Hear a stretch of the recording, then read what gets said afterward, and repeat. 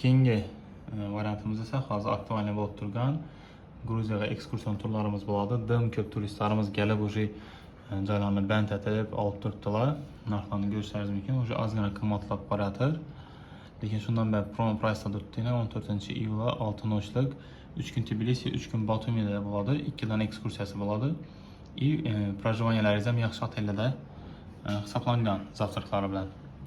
Momentalniy подтверждение bilan $750 chiqarib bersak bo'ladigan ko'rishlaringiz mumkin. 14 va 18 o'sha narxlar qimmatlagan.